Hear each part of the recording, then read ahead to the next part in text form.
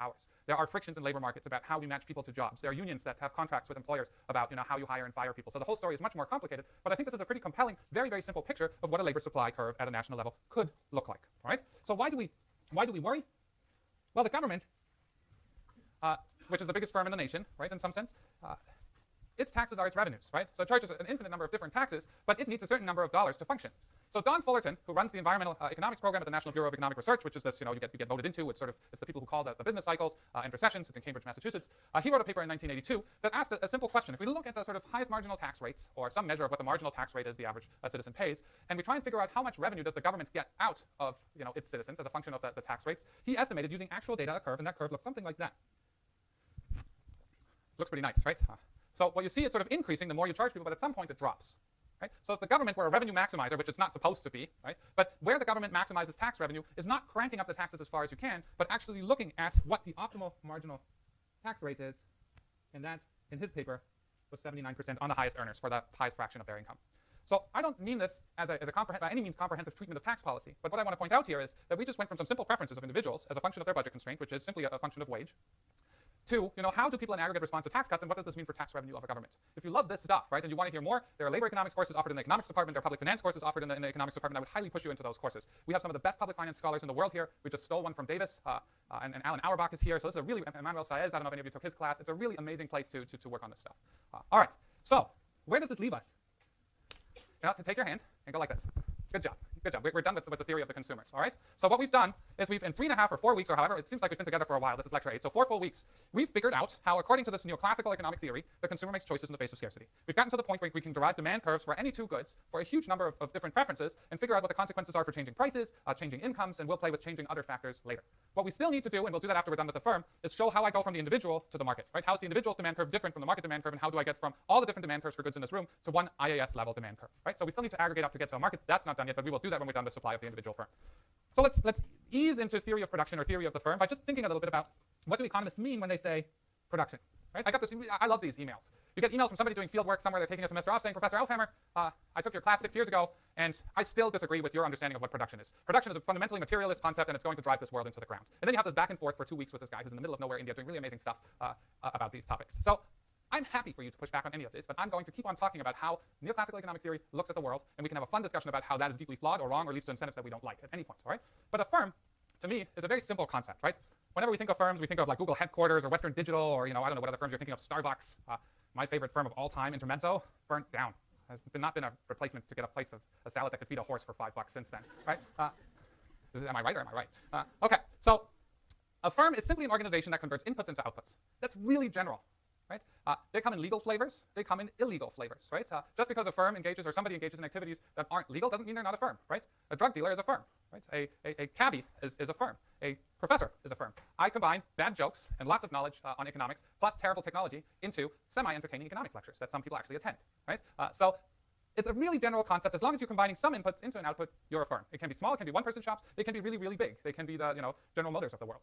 So in the United States and for many other companies, firms are a really important source of value added, meaning the value of goods produced in the economy. So gross domestic product is simply a measure of the value of all goods and services produced in the economy, accounting for double counting, right? So you're making sure you're not counting the same thing twice. It is arguably the single biggest contribution of the discipline of economics is something called the National Income Product Account, which a guy called Simon Kuznets was instrumental in developing in the late 1920s, where we measure the value of all goods and services produced in a country. So it's an important source of output in the US. So what share of GDP do we think comes from firms?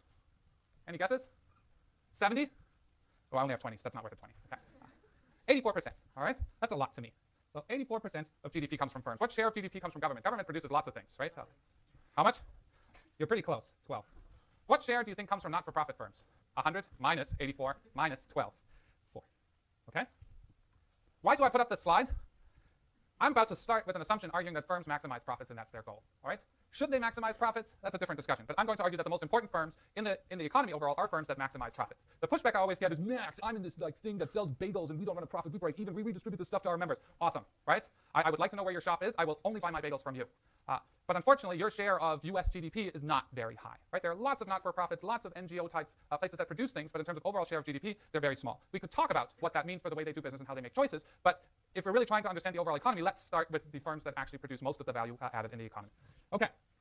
So in everything I'm going to say from now on, unless I make it explicit that we're not talking about for-profit firms, I'm going to talk about firms who are trying to maximize profit, meaning the difference between how much money they take in and how much money they spend on making the goods and services they produce. Now, there's a difference here between different types of for-profit firms, right? They come in different flavors. The three flavors I'm going to give you are sole proprietorships, one owner. When the internet started, you were four. But I distinctly remember sitting at a Unix terminal at the University of Massachusetts at Amherst in the computer science department, and somebody saying, check this out next, and they had downloaded a picture on a browser called Lynx at the time. I'd never seen a picture on the internet before. It was amazing, right? So I immediately started a web design company. It was me. I wasn't very successful, otherwise I'd be pulling up here in a deep blue Bentley whose emissions I have offset, of course. But the point here is there are lots of companies that are sole proprietorships that just have one owner, right? Sort of corner stores, or you're an individual consultant. So what share of all firms in the US by number of firms do you think is sole proprietorships? Anybody? 15 or 50? 15. Anybody else?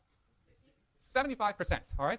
75% of all firms in the US are sole proprietorships. Now, in terms of percent of GDP, what share of GDP do you think these 75% of all firms are actually accounting for? 6, all right? So there are many, many, many of these sole proprietorships, but the overall share of GDP they actually produce is very small. Partnerships, okay? Partnerships are firms where you and your buddies get together, you jointly own a firm, right? Everybody gets 33% or 25% or 12 or whatever it is. You jointly own and operate the firm, right? You're partners in an enterprise. These are things that are informal, or these could be things that are very, very formal, like most law firms and a bunch of the management consulting firms are. They're just partnerships. Once you jump through a bunch of fiery hoops and can work on 2 hours of sleep a night for 6 years, they may make you partner, all right? You get a share of the company. You own it and you run it. What number of US firms do you think are partnerships? 7, my favorite number. They account for 5% of GDP. Now, the last type of firms, those are the firms that my pension is invested in. I don't buy stocks because I don't know how to pick them. Never ask an economist to buy stocks for you. Bad idea. So the idea here is we can invest in corporations. What are corporations? Is everybody owns it who has a share of the company. You can go and directly buy a stock at whatever your favorite exchange is, and that makes you a part owner of the company.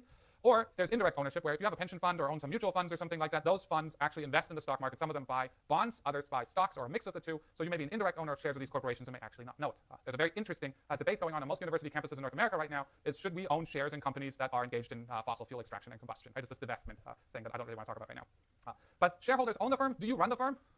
No. Can you imagine all the shareholders of Microsoft trying to make decisions for the firm? That's not how it goes, right? The shareholders appoint or vote on a board. The board appoints a CEO, and the CEO, under supervision from the board or with input from the board, runs the firm. So corporations are 18% of the firms in the US, and they produce an astonishing 89% of GDP of the United States. So corporations are usually really, really big firms. Sole proprietorships are really, really small firms. Okay, let's think about these firms a little bit. You always want to think about people's objectives. This is always true. Right? This is true in your personal life. As you meet new people, you want to figure out what their objectives are before you decide to become best friends or not. If they constantly want to borrow your car because you have a pickup truck, but otherwise you have nothing else in common, maybe their objectives aren't really the ones that you seek for in a friend. But the objectives for a firm here are pretty interesting. So I'm going to argue that the employees of a firm, of a for-profit firm, what they're doing is they're supplying labor in exchange for income. And the way they're doing that is they're maximizing their utility subject to a budget constraint, much like we just saw in the labor supply model. So if I'm thinking of a regular employee of a corporation, they're supplying their labor in exchange for income, and they're making that trade-off between income and how many hours to work by maximizing their utility subject to a budget constraint. The owners of the firm that make the decision as to what the firm produces, how much it produces, which inputs it uses to produce that output, their objective is different. Their objective is to maximize profit, right? They take in a certain number of dollars, which I'm going to call R, which is revenue, by selling the output, right? You're selling a number of cab rides. For each cab ride, you get $10, for example, and subtract from that the total cost of producing that output. Getting to costs is really, really tricky, right? Trying to figure out what the cost of the output produced is non-trivial business, and we will almost spend 3 weeks just on costs. It'll be thrilling. I promise to not make it very painful, okay? But the difference between the revenue from the goods you sell and the cost of producing those goods, that we call profit. Revenue, in our case, is just price of the good you sell per unit times how many units you sell, or price times quantity. And cost is some horribly complicated functional form that looks crazy, and we're going to spend a lot of time trying to learn, all right? Little preview, this total cost of producing output right here is going to be ultimately determined by your technology, right? How good are you at combining inputs into outputs, right? And how much do those inputs actually cost? But we'll spend a lot of time on that. Okay. Now, efficiency, right? Efficiency is abused as a really misused word just as much as the word the greatest baseball team ever, right? It changes every year for most people. So efficiency can be many things, but there's 2 types of efficiency we're going to talk about. The first one I'm going to call production efficiency. Now, at any point in time, we have the ability to combine inputs into output. So think about the generation of electricity. The way we generate most electricity at this point is by taking coal, incinerating it, and then generating electricity by using a turbine that spins something that then generates electricity. This is engineering. I don't understand it, right? Another variant of it is we take natural gas, do the same thing. Another variant is you take oil, you do the same thing, or you use solar panels or wind, or that's it. So we know how to make electricity in a variety of different ways currently. What happened yesterday? Yes. Pretty cool, wasn't it? Right? So for those of you who subscribe to the journal Nature, probably nobody because it's $600 a year, but you can get it at the library, right? Nature and Science are the 2 biggest general interest science journals in the world.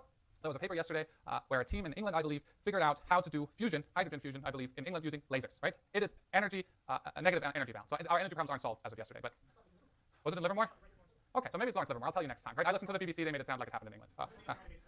Okay, well, see, what am I telling you? You should question people's objectives. So it doesn't really matter. But we know maybe now that 30, 40 years down the road, we have different ways of producing electricity from today. But I'm not interested in what happens 40 years down the road. I'm interested in what I'm able to do today. So what production efficiency says is I can't produce the current level of output with fewer inputs. That just means is you're producing output and you're not wasting any inputs. Let me give you an example. You run a bakery, your mom calls and says, your cousin Joey is really having trouble finding a job. You say, well, cousin Joey is a bit of an idiot and he's lazy, and I'm not surprised that he's not finding a job because, who'd want to hire him? And then your mom says, oh, what I didn't tell you is I bought your cousin Joey a bus ticket. He's going to start working for you as of tomorrow. What does Joey do? Exactly what you said he was going to do. He's going to sit around, eat your donuts, and not really do anything else, right? Is that a good use of labor that you have to pay for? No, right? You're having resources sitting around that you're not really using. So what I'm arguing here is for production efficiency, you're really trying to squeeze as much productive activity out of your inputs as you can so there are no slack resources sitting around, right? Now, the important thing here is that this production efficiency, not wasting any inputs, it's necessary for profit maximization. It's not sufficient for profit maximization, right? You could give every worker at Starbucks a gold pencil that writes in gold dust your name on the cups, right? And they're using that pencil very efficiently. Is that going to be, in the long run, a profit maximizing use of inputs? No, right? There are high cost and low cost inputs. So in order to get to profit maximization, we have to think about the relative costs of inputs before we make calls about profit maximization or not. One more slide, and then I'll tell you about the review session. So the concept we're going to pick up on Tuesday on again is the production function. You've heard about production functions in your intro to econ classes, but a production function, much like a utility function, maps inputs, in our case labor and capital, into outputs you can produce. It's our version of what we call technology. It's how you're able to combine labor and capital and convert it into an output, right? So F, this production function right here, that's our measure of technology. For the rest of this class, we're going to assume that you only need labor and capital, much like I limited our consumption world to Reese's and Hershey's, right? Of course, there are lots of other goods you consume. Same thing here. Firms use materials and all kinds of other stuff. The predictions from the model don't change. If we limit it to just labor and capital, we could go multiple dimensions, but then I'd have to draw in 4D, which I don't want to do, okay? So I'm going to stop the midterm material right here, okay? Now, there will be a review session, okay? The review session is this coming Tuesday, February 18th from 5 to 6:30, Valley Life Sciences Building 2060, which is right across the hall from here. The way I work review sessions is if I come with questions, I'm going to come in with questions that are not going to be on the exam, right? So that's really unfair. So what I'm going to do is I'm going to have you come in with questions. This can be on problem set 1, I don't understand question 5F. It can be, I don't get substitution effects. Can you explain it again? It can be anything you want. I'll be there with lots of answers and some chocolate, and I will answer your questions for an hour and a half. I will see you again on Tuesday. Have a very nice weekend.